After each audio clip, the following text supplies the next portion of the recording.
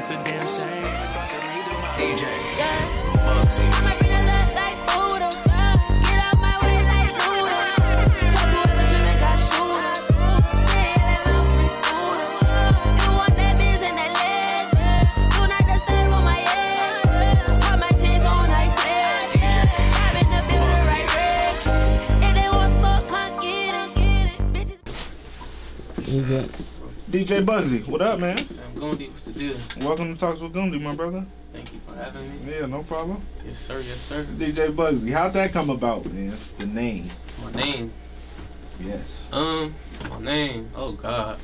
So when I first started, I didn't really take it serious. I had a little tag I made it myself on my phone. Okay. It was like DJ T-Ho.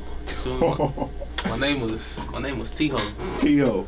And That says a lot. But Yeah. keep going. But I mean, when I started getting, good at DJing, the homies was like, bro, you gotta have a better name. You gotta get a better name. I'm like, man, I don't know what I'll call myself, but like, help me out with something. You feel me? It's like 6 of the homies at the crib, so I'm like, everybody had like just start saying names, like just different shit. I'm like, if I hear something, I'll let y'all know. So everybody, they probably yelled out like 20 different names. And then somebody was like, what about Bugsy? Bugsy. I'm like, that shit sound hard. So there's no big significance behind my name. That's kind of how I got my It's name. unique though, man. It's unique. I like it. I feel like it fit me though. So Exactly. feel me? Like that's your stilo. Yeah. And DJing. How did that come about? I think you've been doing it now for about what, 6, 7 years? Seriously, like 4 to 5, but Okay. yeah, I started fresh out of high school, which was 2012. Okay. But I got into it more so from party going. Like I used to just go to a lot of parties, and I start speculating. Like before I even start throwing parties, I'm functioning every Friday. I'm at a function every Saturday. So it got to a point where I'm like, damn, I'm giving these niggas $40 a weekend. But shit, back then shit was popping every weekend. Every week. We was always in Carson at Rancho Tech. There was always something going on. Rancho Tech days, man. Yeah, every Friday, every Saturday, it was popping. But I just start speculating, like, damn, like I'm paying these niggas 40 a week. There's 500 motherfuckers in here. I could probably do this. Now, you do the party scene. You said party. When you throw your parties, what generates like your plot behind it? Is it just to get the bag, or is it to get your name out there? I mean, when I started, I just wanted to see if I could do it. But it came to the point where it's like, damn, like 12th grade, I threw my first party. I went back to school with like 2-3 racks. Ha! Big like, man on campus. Oh yeah, we running it back. Yeah, talk to me. So you know how that went, but ever since then it's just been about the bag. And it went from that to being about the people. So the city had just kind of grew a love for coming to my shit. So Okay. it just went from there. And it went from the party scene. Now I see you on the music side. Now that's a whole different ball game. How'd you get into music? So the music side started when I linked up with Max Squad. Okay. So before Max Squad, I was just doing parties, but Max Squad was kind of having like little parties here and there too. Like, Right. my shit probably, my shit was doing numbers like 500-600 people. Max Squad, I went to a couple of their events. They probably had like 200-300 people at their shit, but they was doing music too. So it kind of came as one. So I'm like, damn, like if we link up, we could make this something big. You feel me? Like I fucked with their music back then. That was like the only niggas in the city really like with a little buzz. I'm like, if I fuck with this, like we could be something. So I linked up with Max Squad. I met G-Mac. I believe Kaylin, either Kaylin or the homie X introduced me to G-Mac. Okay. So ever since then, we threw our first party. It's probably like 2014. We threw our first party, and it was crazy, bro. It was like 800 people at 9 o'clock. At 9 o'clock? 9 o'clock. And I've seen just on clips and YouTube, when you can search your name, those lines be to the other side, man. Yeah. It's like the people in the back, I know they don't expect to get in, but they're praying and hoping that they see I the don't know inside. how people do it, but I ain't never been a nigga that can wait in line. Yeah, bro. It's ridiculous some of the stuff. But I mean, when you see 300 females walk in the building, it gets you excited. Come on. So when people hear DJBugsy, or not even hear, when they see your name on a flyer, what is that they can expect? Turn up, city finna be out. I mean, you know, I've been doing it for years, so it's like, right. I built my name to where it was just everything I do gotta pop. Like, I don't think I've ever had a weak event. Like, I've never had nothing that went sour. So everybody knows, like, if I'm having some shit, like, it's really gonna be some shit. Right. Like, it ain't gonna be no boring shit. It's gonna always be people. It's gonna always be females. Cause I don't promote to niggas, but No. yeah. Okay. So can you see yourself elevating in the party scene? What about clubs, or have you ever thought about transitioning? Well, as far as the elevation, like, my name is big, but I feel like my brand kind of like sucks. Sucks. I don't really have no brand behind my shit right now. So 2019, Okay. you know, I'm focusing on my brand rather than just having the next party. Like, I feel like people look at my parties as, oh, another Bugsy party. Right. Like, yeah, my shit's still popping. Yeah, it's still 2,000 people, but I want my shit to be, you know, looked at on a bigger scale. It's like your crowd changes. Yeah, niggas done came up out of my party and, you know, got popping. But And when you say that, you're talking about artists, or are you talking artists, about other DJs? Even that artists, I feel like, you know, all artists start in the streets. Okay. So, street-wise, you know, you need the streets for people to fuck with your music before anybody higher looks at your shit. So, basically, my shit is looked at on the street level, if that makes sense to you. Yes. But I want my shit to be looked at like, damn, like, Bugsy putting all these niggas and bringing them here, feel me? What do you think will take you to get to that level? Is the people that you attract? Brandon. So how do you go about that? It's just gonna cost a little bread, but other than that, you know, videos, better pictures. I didn't take no pictures this year. No pictures? Nothing. There's always cameras at your event, man. I mean, I always have my recap videos, but it's like I don't have nothing on YouTube. You know, I should have been doing this shit. It's been years and, you know, nothing to show for it. Like, but, you know, my name ring because everybody done been through my shit. Okay, so I want to get to your music side. I've heard your tags on a number of tracks. You hear Bugsy, DJBugsy. Yeah. How do you go about getting into the music side of it?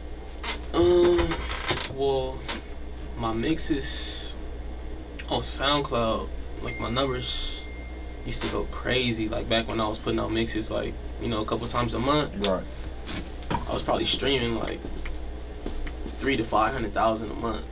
So I'm like, when I did my first song, I think G-Mac had started getting me to like repost his shit. Like, everybody numbers was just like boosting up off of my SoundCloud. Like, I was posting like all our hot shit from Max Squad, dropping my tag on it, like, boom. I was just dropping all the hot shit. Like, when we had Max Squad rolling, like, Do Your Mama Know? Okay. You know, Do Your Mama Know? Did you know, we had yeah. Ali K, she had the You Gotta Chill. So all this is just generating numbers up off my, you know. Now the mixes, that's a little bit of you adding your DJ skill, incorporated with a song that you produce, or it's random songs? I mean, back when it's just random songs. Okay. You know, if I have some shit that I've worked on, I'll throw it in there, of course, because it's my shit. But right. You know, that was just for the people. Mixes was kind of the thing back in the day for DJs. Okay. But you know, music is changing now, so now it's more about Spotify and playlists. You know, we older, nobody want to go listen to a whole mix. Right. Unless, you know, you having a kickback or party. So that's kind of why I still make mixes for people that's, you know, some kickback shit. And you say the game is changing. That's what you just said. The game is changing. The game is changing. So how is Bugsy changing to the game? Well, like I said, 2019, you know, I'm refocusing on my brand. Okay. You know, I already got the people. I already got a following. Just putting my, you know, my brand into place. Any artists on this brand? Anybody that you want to work with to get this brand elevated? somebody that specializes in branding, but an artist not gonna, not gonna help me at the end of the day. You don't think anybody in the music scene, rappers essentially, that can elevate that for you? Rappers, no. No? No. Okay, what do you think can elevate DJBugsy? What about transitioning over and just leaving? I mean, the only thing that can elevate you is yourself and your grind. I feel like you this music shit is all about knowing the right people. So they always say it's who you know, not what you know, right? It's about who you know. Like, I feel like I'm more talented than a lot of niggas. I put in a lot of hours just practicing, but it got to the point to where it's like your talent don't matter if you gonna get here and then somebody gonna politic on you. Like, I think politics come with I didn't got into clubs before and like gotten booted out because the DJ was somebody's nephew. Like, it's just always it's politics everywhere you go, bro. Right. Which is why I do my own shit. So that's why I'm just focusing on making my shit bigger. I'm about to cross over as well. Start doing music outside of hip hop.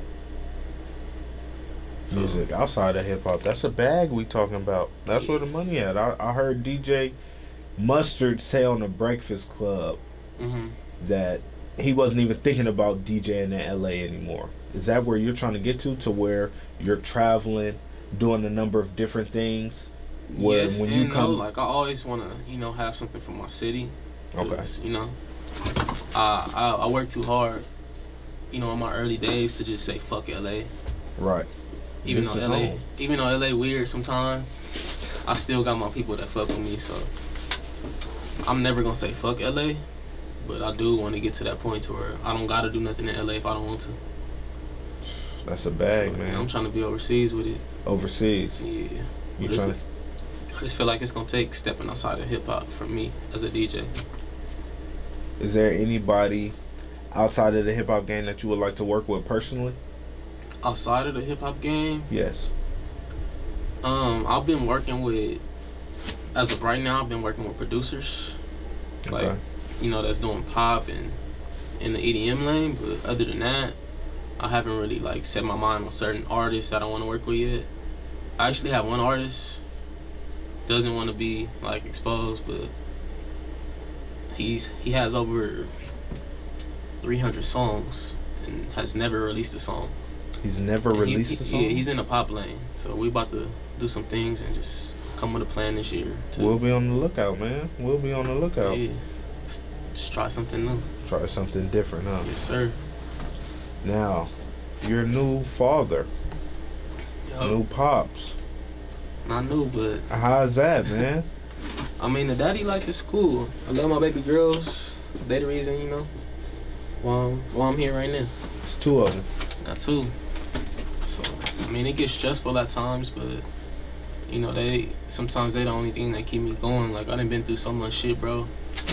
I just always look at my baby girls like, I gotta get it. Right. Regardless of my feelings right now, regardless of how, the shit that I done went through, regardless of how niggas done did me, I look at my girls and be like, I gotta get it, no matter what.